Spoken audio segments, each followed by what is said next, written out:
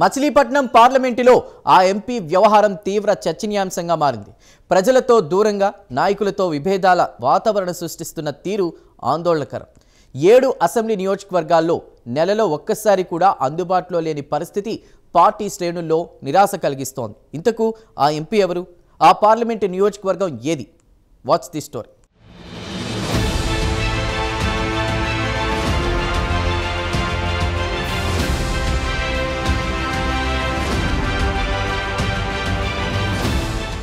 వల్లభనేని బాలశౌరి ఈ పేరు తెలియని వారు ఉమ్మడి కృష్ణా జిల్లాలో ఉండరు. వైసీపీని వీడి 2024 ఎన్నికల్లో జనసేన తరపున మచిలీపట్నం పార్లమెంటుకి పోటీ చేసి విజయం సాధించారు.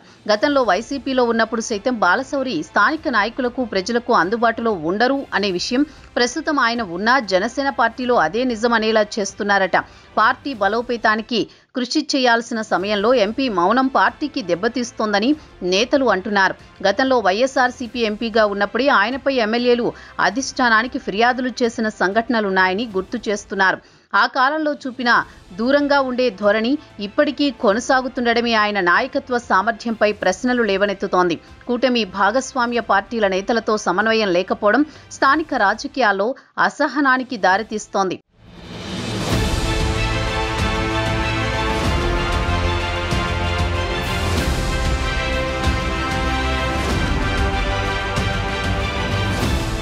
ఎంపీ మౌనం కూటమి ప్రతిష్టకే ముప్పు అని జనసేన వర్గాల్లో ఆందోళన వ్యక్తమవుతోంది. పార్టీ కార్యకర్తలతో మమేకం కాని ధోరణి అంతర్గత విభేదాలకు బీజం వేస్తోంది. ప్రజల సమస్యలపై స్పందన లేకుండా ఎన్నికల వాగ్దానాలు కాగితాలకే పరిమితమవడం పార్టీపై నమ్మకాన్ని దెబ్బతీస్తోంది. ఇలాగే కొనసాగితే జనసేన పార్టీ పేరు మసకబారడం ఖాయమని రాజకీయ వర్గాలు హెచ్చరిస్తున్నాయి. పార్టీలో కొత్తగా చేరినా కానీ మార్పు లేకపోవడం విమర్శనీయమే అంటున్నారు బందరు వాసులు. అయితే 2024 జనవరిలో వైఎస్ఆర్సీపీకి రాజీనామా చేసి జనసేనలో చేరారు బాలశౌరి.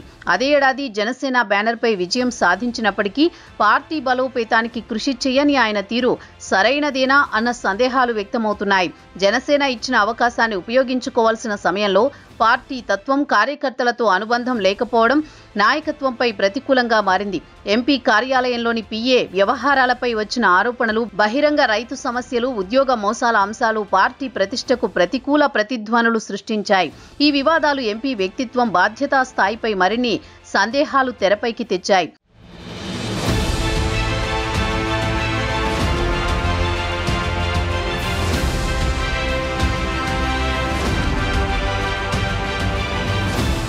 ఇక పార్టీ గెలుపును నిలబెట్టుకోవాల్సిన అవసరం ఎంపీ పైన ఉందని అంటున్నారు జనసేన నేతలు. 2024లో జనసేన పేరిట వచ్చిన విజయంతో పార్టీకి రాజకీయంగా కొత్త ఊపిరి లభించింది. కానీ ఇప్పుడు పారదర్శకత లేకపోవడం, కార్యకర్తల అసంతృప్తి, ప్రజలతో సంబంధాలలేమీ ఆ విజయాన్ని నిలబెట్టుకోలేకుండా చేస్తోంది. ప్రజల నిరాశ, వాగ్దానాల విస్మరణ, స్థానిక సమస్యలపై స్పందన తక్కువగా ఉండడం, ఎన్నికల హామీలను కార్యరూపం దాల్చకపోవడం ప్రజల్లో తీవ్ర నిరాశను కలిగిస్తోంది. ఇలాగే కొనసాగితే 2024 గెలుపు ఒక తాత్కాలిక ఫలితమే అవుతుంది అని పార్టీ వర్గాలు, రాజకీయ విశ్లేషకులు ఆందోళన వ్యక్తం చేస్తున్నారు. రాష్ట్ర స్థాయిలో డిప్యూటీ సీఎం పవన్ తన మార్కు రాజకీయమేంటో చూపిస్తుంటే బాలశౌరి తీరు అందరినీ ప్రశ్నార్థకంగా మార్చింది.